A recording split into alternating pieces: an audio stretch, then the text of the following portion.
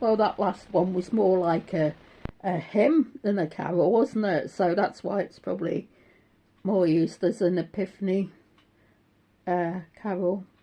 Well, hymn, I should say. And that when some of them go descant, it's just the same verse, only like an octave higher, which is quite difficult because they go quite high anyway. So it makes the hoarse if you sing it the same way that a treble would sing it.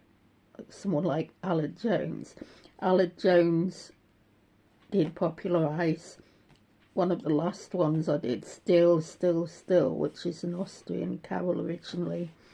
And even though it's not that well known, it was popularised by him. So the teachers at that primary school to get the kids to sing that must have been quite well up on their carols at Christmas time.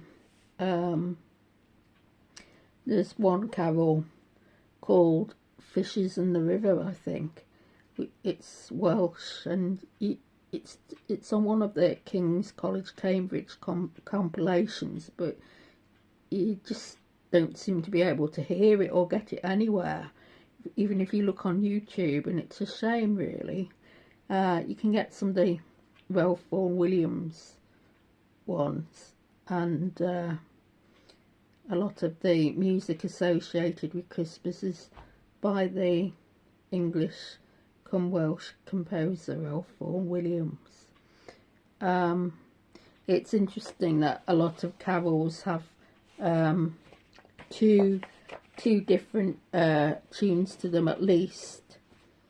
So when I was complaining that I hadn't really sung O Little Town of Bethlehem enough at Christmas,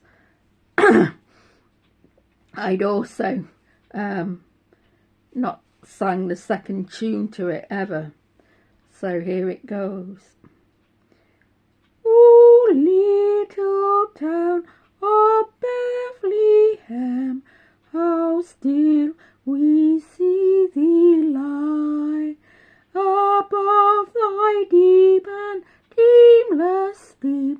The silent stars go by, yet in thy dark streets shineth the everlasting light. The hopes and fears of all the years are met in thee tonight. O morning stars together proclaim the holy birth, and praises sing to God the King, and peace to men on earth. For Christ is born of Mary, and gathered all above. While mortals sleep, the angels keep their watch of wondering love. How silently the wondrous gift is given. So God imparts to human hearts the blessings of his hand. No, we may hear his coming, for in this world of sin, where meek souls will receive him still, the dear Christ enters in. O holy child of Bethlehem, descend to us, we pray. Cast out our sin and enter in, be born in us today. We hear the Christmas angels the great glad tidings tell. Oh, come to us, abide with us, our Lord Emmanuel. So as you see, it's quite a sweet tune, as well as the popular one, which is which is arranged musically by Ralph Vaughan Williams and has the descant in, which I don't think this has to any particular degree, even though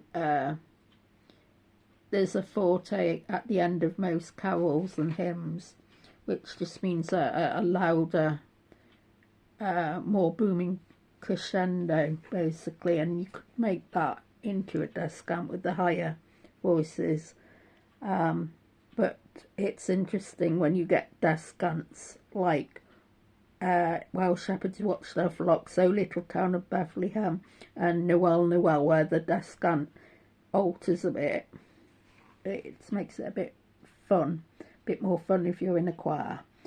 And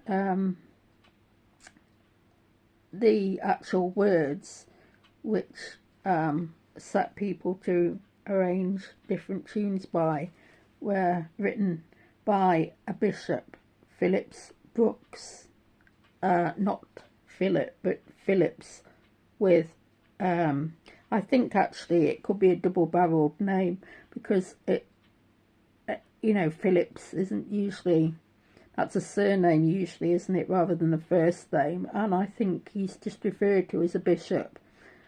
So to save the confusion, I think it's Bishop Phillips Brooks, and he's referred to as a bishop.